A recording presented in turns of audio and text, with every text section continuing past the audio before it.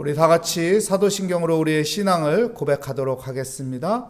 나는 전능하신 아버지 하나님 천지의 창조주를 믿습니다.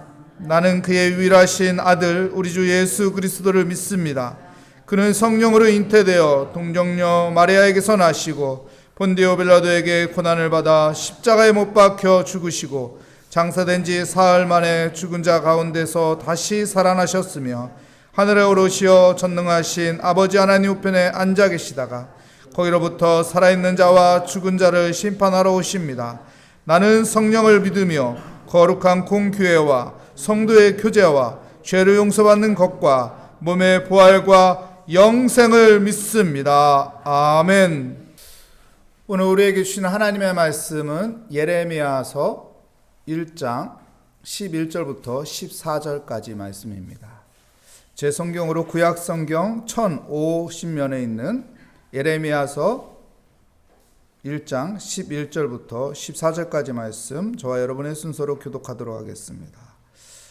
여호와의 말씀이 또 내게 임하니 이르시되 예레미야야 내가 무엇을 보느냐 하시매 내가 대답하되 내가 살그나무 가지를 보나이다.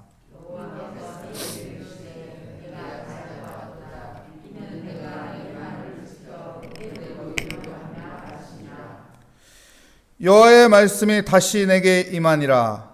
이르시되 내가 무엇을 보느냐 대답하되 끓는 가마를 보나이다. 그 위면에 북에서부터 기울어졌나이다 하니.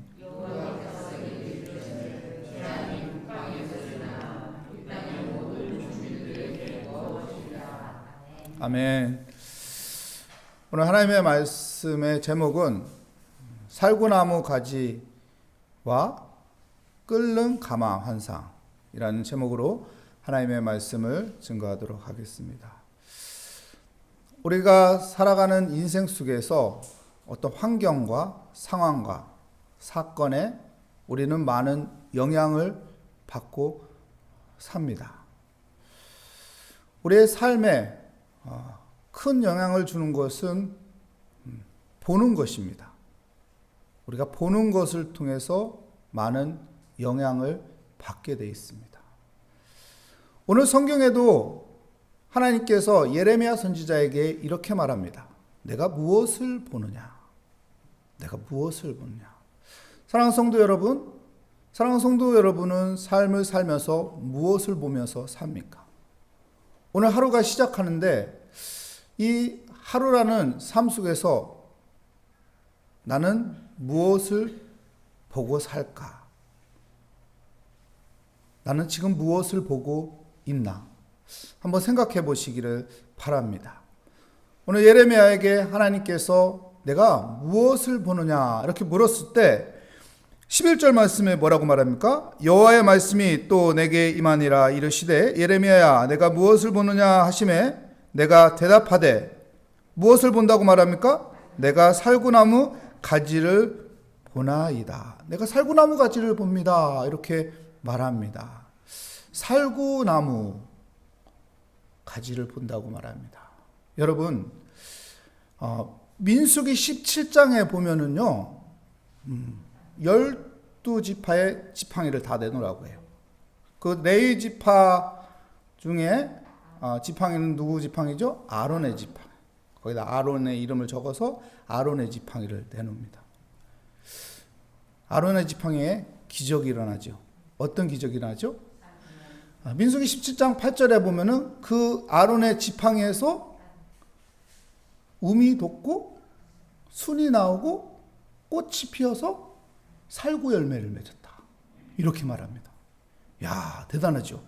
우리는 설교를 통해서 아론의 쌍난 지팡이만 생각했지 거기에서 살구 열매가 맺었다는 걸 모르는 사람도 많아요. 민수기 17장 8절에 보면은 살구 열매가 맺었다. 대단한 거죠. 쌍난 것만 해도 대단한 건데 거기에 꽃이 피고 열매까지 맺었다니까요. 우리 여기 교회 마당에도 벚꽃나무가 있지만은 벚꽃 하나만 펴봐요. 와, 그래도 여기에 벚꽃. 이거는 뿌리가 땅에 묻어 있는 거잖아요. 그죠? 영양을 공급받고 있는 거잖아요. 근데 이 아론의 지팡이는 싹만 나도 대단한 건데 꽃이 피고 열매까지 맺었다. 그래서 이 아론이 하나님이 선택한 제사장이라는 것을 증명해 주는 사건이죠. 이 예레미야가 무엇을 보았다고 말해요? 살구나무 가지를 보았다. 이 말은 다른 말로 말하면은 하나님께서 나를 선택하셨지 않습니까? 하나님이 나를 부르시지 않았습니까? 아론의 쌍난 지팡이를 통해서 하나님께서 지명했고 하나님께서 선택한 제사장이라고 증명해 준 것처럼 지금 예레미야도 이 살구나무를 보면서 하나님이 나를 증명한 거 아닙니까? 이게 살구나무라는 것은 증명의 상징이죠. 하나님이 나를 선택하셨습니다. 하나님이 나를 부르셨습니다. 그래서 하나님이 뭐라고 합니까? 잘 봤다. 그래, 내가 너를 불렀다. 내가 너를 선택했다. 내가 너에게 사명을 준다. 이렇게 가르쳐주고 있는 것입니다. 사랑하는 성도 여러분, 내가 무엇을 보느냐가 중요한 거예요. 내가 오늘 무엇을 보고 사느냐. 여러분, 하나님의 자녀입니다. 그렇기 때문에 나는 하나님의 자녀입니다. 이 믿음을 가지고 살아가십시오. 믿음의 눈으로 나는 하나님의 자녀입니다. 그리고 믿음의 눈으로 천국을 바라보며 나는 하나님의 백성입니다. 천국 백성입니다. 이 믿음을 가지고 살아가는 복된 삶이 되시기를 축복합니다. 세상 것만 바라보는 것이 아니라 하늘의 것을 바라볼 수 있는 믿음의 사람이 되시기를 바랍니다. 그리고 이제 두 번째 또 하나님께서 예레미야에게 또 묻습니다. 너 무엇을 보느냐? 이렇게 또 묻지요. 13절 말씀에 보면 이렇게 말합니다. 여호와의 말씀이 다시 내게 임하니라. 이르시되 내가 무엇을 보느냐? 대답하되 무엇을 봅니까? 끓는 가마를 보나이다.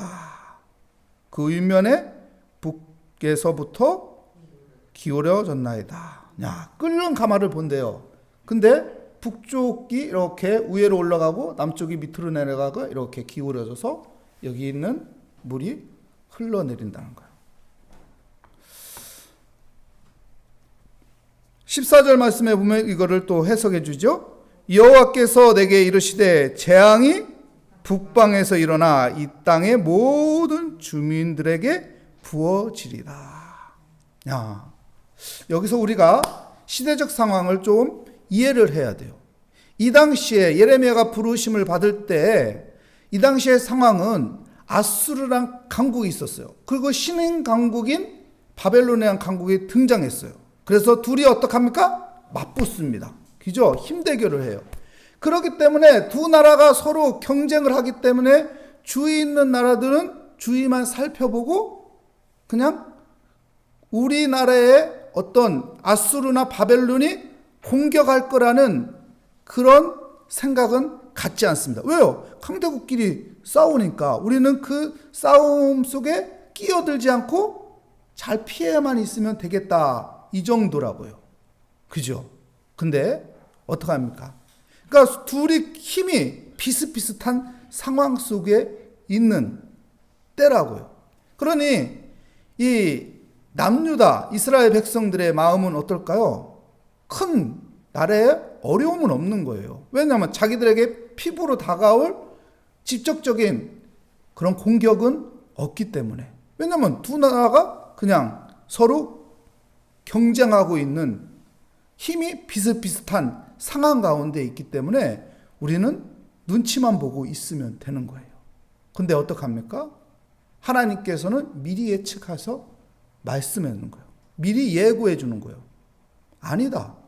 아수르는 이제 무너지고 바벨론이라는 신국이 이제 강해져서 유대 나라도 이제 삼켜버린다.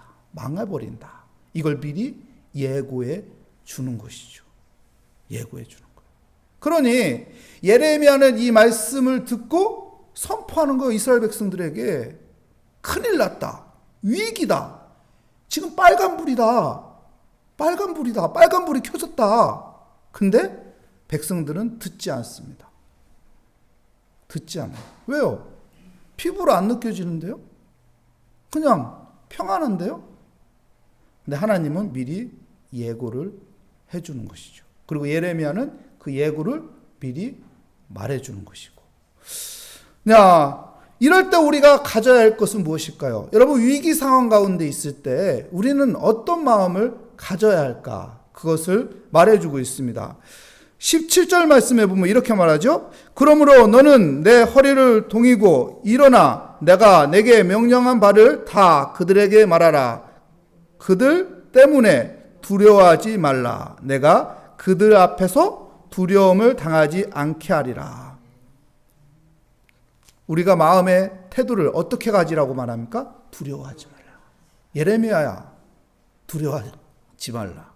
위기의 불이 들어왔지만은 두려워하지 말라. 두려워하지 말라. 여러분, 우리가 위기 가운데 있을 때 우리의 마음에 두려움을 갖는 것이 아니라 여러분, 하나님을 의지하며 믿음의 마음을 가지시기 바랍니다. 믿음의 사람들의 마음의 태도는 하나님을 신뢰하는 믿음의 마음을 갖는 거예요. 두려워하는 마음이 아니라 하나님 앞에 기도하면서 믿음의 마음으로 그 두려움을 밀어내는 거예요. 두려움을 사라지게 하는 거예요.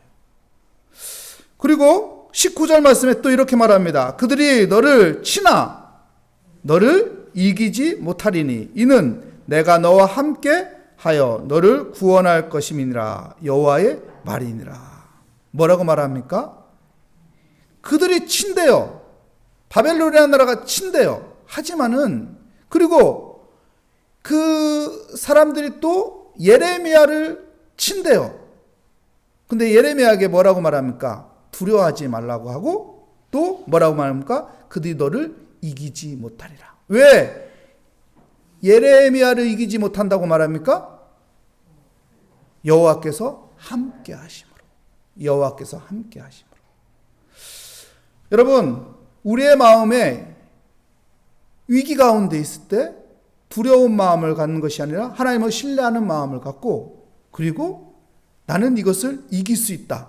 나는 이것을 감당할 수 있다. 이 마음을 가지요. 왜요? 하나님이 나와 함께함으로. 요셉이요, 형통한 삶을 살았다고 성경은 말합니다. 그 이유를 말하죠. 왜 형통한 삶을 살았다고 말하죠? 여호와께서 함께하시오. 요셉에게 고난이 있었어요. 그죠? 종으로 팔려가고 또 종살이를 하고 누명을 받아서 감옥에 들어가고. 근데 그는 여호와와 함께함으로 하나님께서 감당할 수 있게 하셔요. 하나님께서 그를 지켜주세요. 그래서 우리가 어떤 위기가 있을 때, 어떤 어려움이 있을 때 우리가 해야 할 것은 하나님을 신뢰하면서 하나님이 나와 함께 하시면 이까짓 거 감당할 수 있다. 하나님이 나와 함께 하시면 이까짓 거 풀릴 수 있다. 하나님이 함께 하시면은 이거 아무것도 아니다. 이 믿음의 신뢰를 가지며 살아가는 또 기도하는 사람이 되시기 바랍니다. 그 은혜가 함께하는 복된 하루가 오늘 이루어지기를 축복합니다. 기도하겠습니다. 하나님 감사합니다. 하나님께서 우리에게 내가 오늘 무엇을 보느냐?